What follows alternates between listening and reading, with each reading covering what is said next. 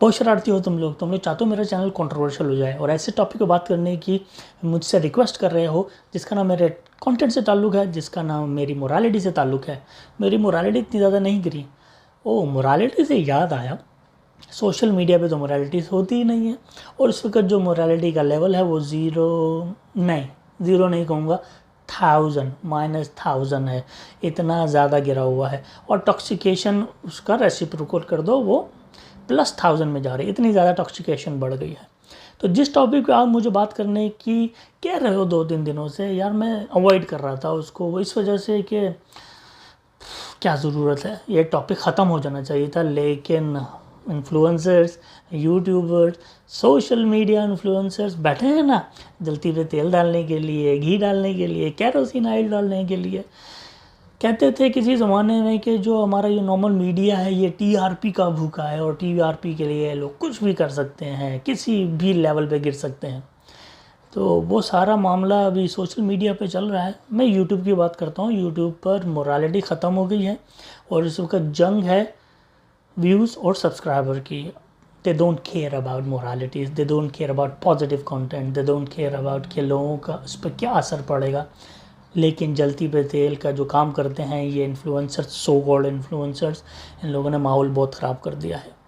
आजकल एक टॉपिक बहुत ज़्यादा डिस्कस किया जा रहा है गरिमा जोशवा का, जिन्होंने अपनी स्टैंड अप कॉमेडी में छत्रपति शिवाजी महाराज के लिए, जो बहुत ज़्यादा रिस्पेक्टेड है इन महाराष्ट्र और मराठा पीपल में, उनके बारे में कुछ ऐसी बातें की। The Shivaji statue. Yeah, I'm psyched about it.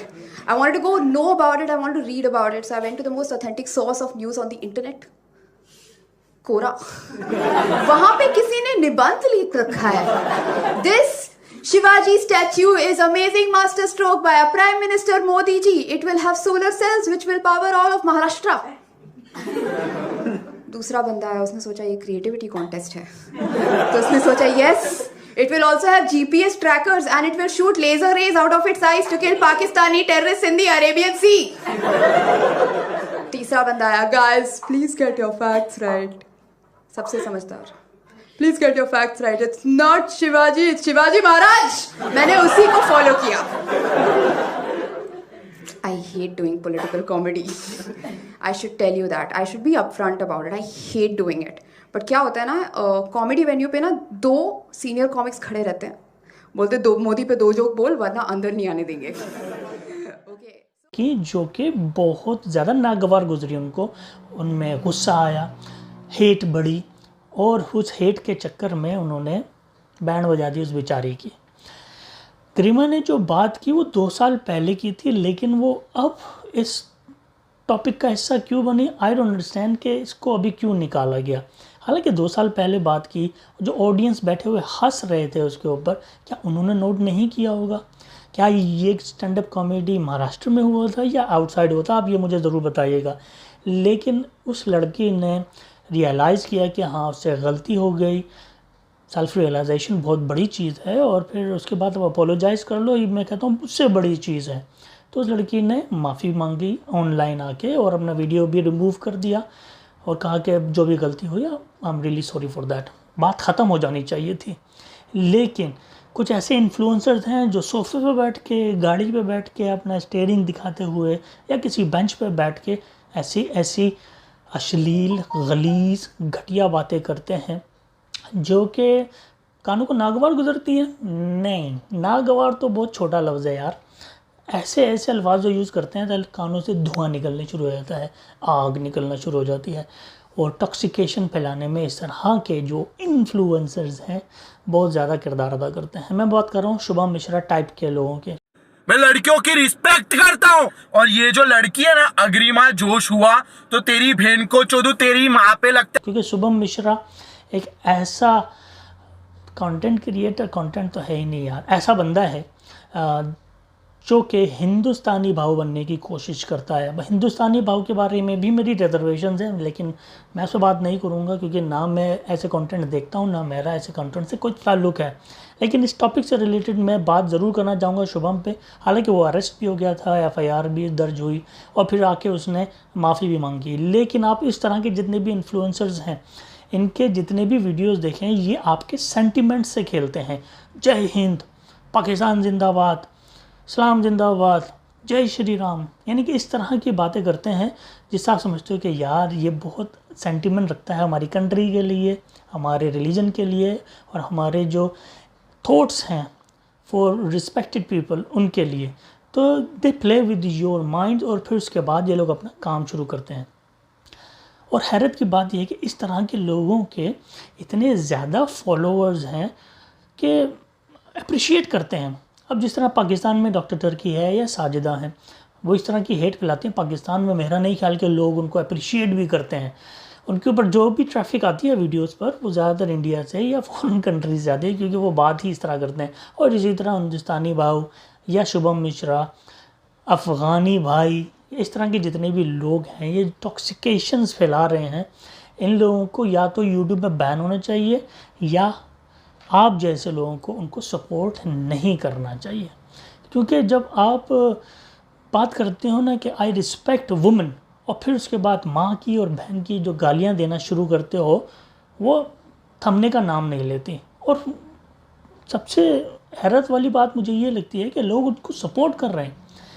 ग्रीमा ने जो बात की छत्रपति शिवाजी महाराज के बारे में वो गलत थी, रिलीजियस एंगल नहीं लाना चाहिए था, क्योंकि आपको पता है कि India is very diverse country. वहाँ पर ज़्यादातर लोगों के जो सेंटिमेंट्स अटैच हैं उनके आइडल से हैं, उनके आइडियल पर्सनालिटीज़ हैं, उनके हीरो से हैं। तो आप इंडिया में कहीं भी जाओगे, आप कितने भी लिबरल हो जाओ, कितने भी ओपन माइंडेड हो जाओ, कितना भी आप बिलीव करो फ्रीडम ऑफ स्पीच पर, you have to be very very careful. अपने आप को लिबरल समझ के आप अपने आप को कंपेयर नहीं कर सकते वेस्ट से, क्योंकि वेस्ट की डेमोक्रेसी में और डाइवर्सिटी में फ़र्क है इंडिया से आप कंपेयर करो तो इंडिया के जो सेंटिमेंट्स हैं ना, स्पेशली लोगों के बहुत जल्दी हर्ट होते हैं अपने आइडल्स जो हीरोज़ को लेकर। तो गरिमा को नहीं करना चाहिए था, मैं उसको बिल्कुल सपोर्ट नहीं कर रहा। लेकिन उस लड़की ने जब अपोलोजाइज़ कर लिया, सेल्फ रियलाइजेशन हो गया, तो मामला ख़त्म हो जाना चाहिए था। लेकिन मैं यहाँ पर बात इसलिए करना चाह रहा हूँ कि अब ये मेरी और आपकी ज़िम्मेदारी है कि इस तरह के so called influencers, YouTubers, social media influencers जो कि गाड़ी में बैठ के, सोफे पे बैठ के, बेंच पे बैठ के या कहीं भी बैठ के वो इस तरह की जो बातें करते हैं, टॉक्सिकेशन फैलाते हैं, गालियाँ देते हैं, माँ बाप की रिस्पेक्ट के नाम पर, कंट्री की रिस्पेक्ट के नाम पर, आर्मी की रिस्पेक्ट के नाम पर आप लोगों के सेंटीमेंट से खेलते हैं, उनको जानने की कोशिश करें, उनको सपोर्ट ना करें। मैं ना हिंदुस्तानी भाव के पर्सनल लाइफ के बारे में जानता हूँ, ना शुभम की पर्सनल लाइफ के बारे में जानता हूँ कि वो कितने अच्छे हैं, कितने बुरे हैं। लेकिन जो आप स्क्रीन पर देख रहे हो ना, उसकी वजह से कितने जहनों पर इफ़ेक्ट पड़ रहा है इसका अंदाज़ा शायद आपको नहीं है, तभी आप उनको सपोर्ट कर रहे हो। इन लोगों के मिलियंस में फॉलोअर्स हैं, मोर देन 500,000 एवरेज इनके वीडियोस के ऊपर व्यूज़ हैं और लोग इनको सपोर्ट कर रहे हैं। वाई? क्यों? क्या सिर्फ गालियां देना ही, अपना पॉइंट ऑफ व्यू बताना, हेट फैलाना ही आपको साबित करते हैं कि आप पैट्रियाटिक हैं, अपने रिलीजन से मोहब्बत करते हो, अपनी कंट्री से मोहब्बत करते हो, सिर्फ गालियां देके? छत्रपति शिवाजी महाराज के बारे में मैंने बहुत सुना है, और बहुत सारे जो पॉजिटिव इन्फ्लुएंसर्स हैं वो ये कहते हैं कि वो बहुत ज़्यादा रिस्पेक्ट करते थे वुमेन की, और इतनी रिस्पेक्ट करते थे कि जो उनके दुश्मन थे उनकी वुमेन्स के साथ भी वो अच्छा सलूक करते थे, इतनी ज़्यादा रिस्पेक्ट थी। तो आप छत्रपति शिवाजी महाराज के उन असूलों को फॉलो क्यों नहीं कर रहे हो? अगर उस लड़की ने गलत बात की तो उनका नाम यूज़ करके तो माँ बहन की बातें कर रहे हो ऐसी, जो कोई भी सुनना पसंद नहीं करता। मोरालिटी की तो बात नहीं कर रहा मैं, लेकिन कोई थोड़ी सी तो गैरत होनी चाहिए ना, कि तुम्हारी अपनी भी तो माँ बहन ही होंगी। कोई तुम्हारी माँ बहन के बारे में इस तरह की बात करे, तुम लोगों को अच्छा लगेगा? मेरा नहीं ख्याल, सबका खून खोल जाएगा।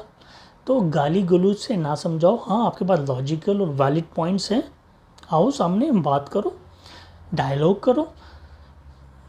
मैंने ये भी सुना है कि जिस स्टूडियो में उस लड़की ने स्टैंड अप कॉमेडी की थी वहाँ भी तोड़ फोड़ की गई है। तो सारा मामला देखने के बाद मुझे ऐसा लगता है कि यहाँ पर पॉलिटिकल एंगल है रादर देन सेंटिमेंटल एंगल। और जो पॉलिटिक्स आजकल चल रही है, मैं क्या पिन पॉइंट करूँ, वो सेंटिमेंट से खेलना बहुत अच्छे तरीके से जानते हैं, क्योंकि 2 साल के बाद ये वीडियो निकालना और फिर उसके बाद लोगों में हेट फैलाना और टॉक्सिकेशन करना, ये मोटिव मुझे समझ में नहीं आ रहा है इसकी वजह क्या है। क्योंकि जब से लॉकडाउन हुआ है ऐसी ऐसी कंट्रोवर्सीज निकल के आ रही हैं सामने जिनका जवाब ही नहीं बनता। यूट्यूब वर्सेस टिकटॉक को इतना ज़्यादा उछाला गया, ये जो व्यूज़ के नाम पर, सब्सक्राइबर के नाम पे लोग कुछ भी करने को तैयार हैं, आग भड़काने को तैयार हैं। वो किस तरीके से आग भड़काते हैं, लोगों के सेंटिमेंट से खेलते हैं। उनमें भी थोड़ी ना मोरालिटीज़ है, ना गैरत है, ना उनकी कोई एक सेल्फ़ रिस्पेक्ट है इस मामले में। तो मुझे लगता है कि बस एंड ऑफ टाइम है यार, हर कोई नफ्सा नफ्सी समझते हो ना आप, सेल्फिश हुआ है और अपना फ़ायदा ही देख रहा है। वो ये नहीं देख रहा कि हमारे एक अमल से जो बाकी सोसाइटी है या बाकी लोग हैं या हमारे व्यूअर्स हैं, सब्सक्राइबर्स हैं, उनके जहनों पे क्या असर पड़ता है। ये शुभम मिश्रा जैसे जो लोग हैं, इसको देखने वालों की तादाद कितनी है। कि तो बहुत सारे वीडियोस मैंने देखे हैं कि 3.1 3.5 मिलियन तक व्यूज़ हैं। What the hell, who watch this kind of videos, who?